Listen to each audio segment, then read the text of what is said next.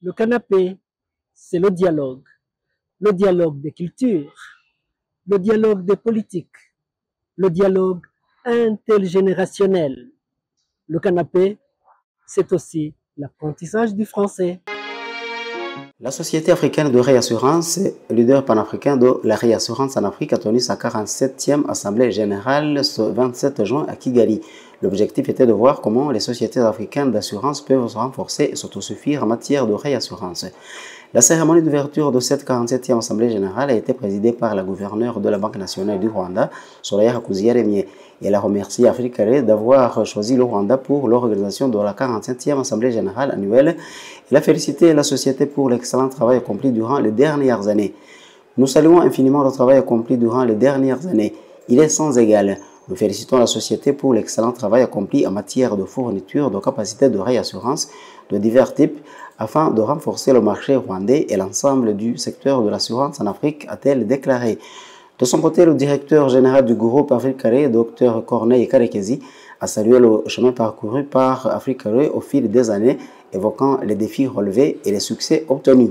Nous sommes la première institution régionale de réassurance dédiée au continent africain et ouverte à certains marchés en Asie, au Brésil et au Moyen-Orient.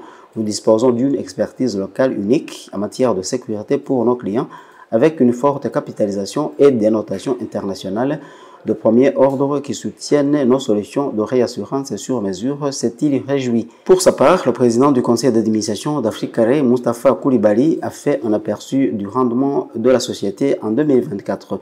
Il était, a-t-il dit, à un niveau encourageant. Il a souligné les améliorations importantes des principaux indicateurs de performance au cours des 12 derniers mois. Moustapha Koulibaly a insisté sur l'autosuffisance des sociétés africaines d'assurance pour arriver à se réassurer elles-mêmes. Ce que nous attendons en gros, c'est une adhésion beaucoup plus franche au niveau d'Africaré qui a pour objectif d'aider le développement de l'Afrique. Parce que lorsque les compagnies primaires d'assurance récoltent des primes et sachant qu'elles n'ont pas une très large capacité, elles sont obligées de se réassurer auprès de grands réassureurs. Et si la coopération n'est pas faite complètement, on a nos réserves, notre argent, nous en Afrique, qui repart en Europe, à travers les autres compagnies, réassurantes de compagnies. Or, on a une compagnie africaine qui a la capacité, qui peut permettre de retenir notre argent en Afrique et d'investir en Afrique. C'est un enjeu important. Moustapha Koulibaly a mis en exergue le rôle crucial du secteur d'assurance dans le développement économique d'une nation. Il a souligné l'initiative visionnaire des pères fondateurs d'Africaré et loué les différentes réalisations accomplies par la société depuis sa création. Cette 47e Assemblée générale annuelle ordinaire d'Africaré a réuni les principaux acteurs du secteur de réassurance en Afrique. Ils ont pu examiner des performances d'Africaré, adopter des résolutions et discuter des stratégies visant à renforcer le secteur de la réassurance sur le continent. Comme il a été rappelé, cette réunion est une plateforme essentielle pour faire progresser la gestion des risques et promouvoir une croissance économique durable dans toute l'Afrique. La Société africaine de réassurance, généralement connue sous le nom d'Africaré, est une société de réassurance basée à Lagos, au Nigeria.